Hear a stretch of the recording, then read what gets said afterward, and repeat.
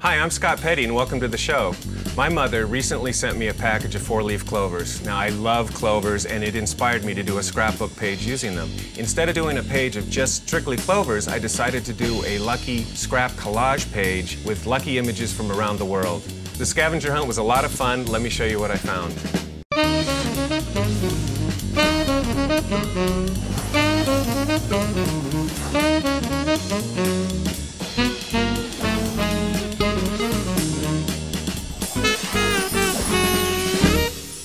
I researched on the internet and got a big list of lucky items, and I have those here.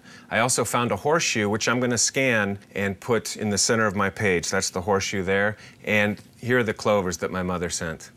So I started with a 12 by 12 piece of cardstock. You're going to want to use something somewhat substantial because we're going to do a collage on top of it and you don't want it to warp. Now, I chose to make my own background paper. I did this in the computer just so I had something to start with. I wanted to cover it with images so there wouldn't be any white showing. So let's start applying the images.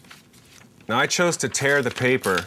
You don't want a collage with too many straight edges. So just do a nice tear on the paper, and tearing the paper also allows the other images to kind of blend into each other. So we're going to start applying these with a gel medium. I use Liquitex matte medium. It's an acrylic medium that you mix with the paint and it gives a nice transparent glaze. And the gel medium will glue it down. It also dries flat. Don't worry if it's white, it dries clear.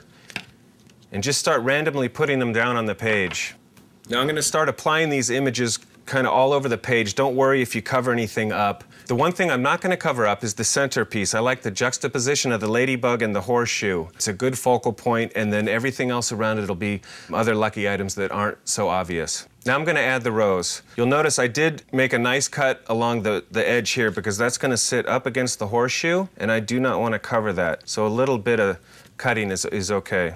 Next, we're going to do a glaze. I'm using a gel medium, which is a transparent medium, and I'm going to add a little bit of paint. I chose for this project raw sienna, a little burnt umber, and a touch of raw umber. I really like the Delta Ceramicoat paint. It's already in a squeeze bottle, very easy to mix, especially in the medium. Now you mix just a little bit of the paint in the medium. If you put too much paint in the medium, it's going to be too opaque and it's going to cover your images. So I have some mixed here, and just apply it all over the collage. If you miss a couple little areas, that's fine. If it's a little darker in areas, that's fine too.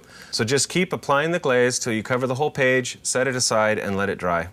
So while that's drying, let me show you another image transfer technique. Now I have a black cat, which actually is bad luck, but with the 13, 2 negatives make a positive. It's good luck. And I'm going to transfer this onto another piece of paper. Now I chose brown paper bag. If I did a white piece of paper, it would just look like any of the photocopied images that I'm using. So I chose something a little different. It's going to set it off and add a little more dimension to the collage. Now for your image transfer, you want to make sure that you're using a photocopy and not an inkjet printer copy. That will not transfer. So very simple, you just apply the image down on top of the paper you want to transfer to, and you're going to need some type of a solvent-based material. I used Goof Off, which is from Lily Industries, and it works perfect. It's made to remove adhesives, and it also, I guess, reactivates this ink. It's a little aromatic, so you want to use in a well-ventilated area.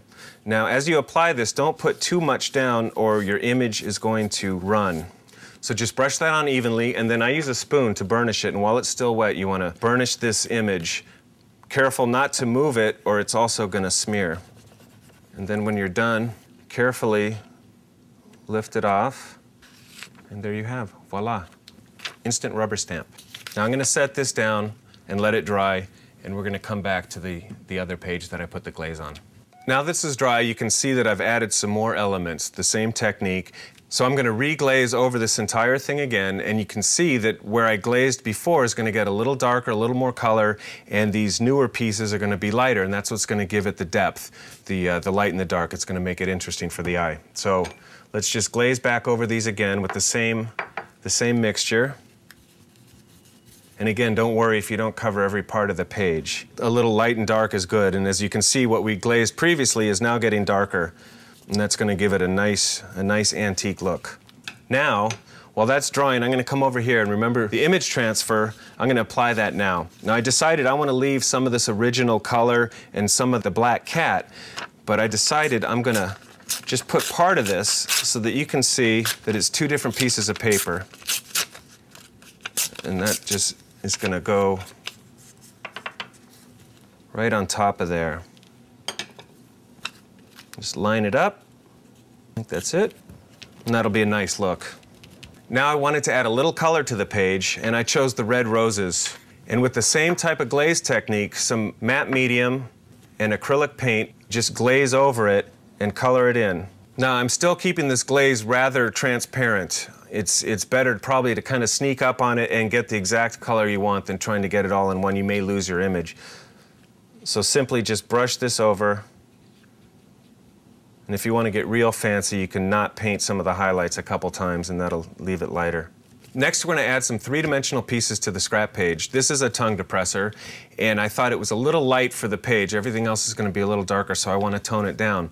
I found, though, after I glazed over it, that you couldn't tell it was wood anymore. So I'm going to show you a quick faux finish technique and bring that wood grain back. I'm using the same glaze that I glazed my pages with, but I added a little more burnt umber, and I'm using the Delta Ceramicoat. It's nice. It's in a squirt bottle and easy to mix. So just dip a brush. Actually, an old scraggly brush is better. I apply the glaze down, and I'm going to drag this straight forward and just let that dry. And you can see it's got a nice wood grain in it, and it's going to fool anyone. I actually painted 2 of the tongue depressors, cut them in half, and I hot glued them to the collage. Let's take a look at the final project. So here's the finished page. As you can see, I added the three-dimensional objects. I have a Chinese red tassel, which is good luck. I added some rose petals throughout. A lucky penny, of course, and some wood.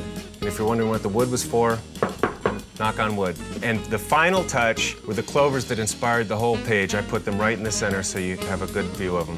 So have fun with your project. Remember, it's a collage. You can't do anything wrong. I'm Scott Petti. Thanks for watching, and good luck. For step-by-step instructions on how to create this week's project, download the design guide featuring special make-it-your-own bonus tips.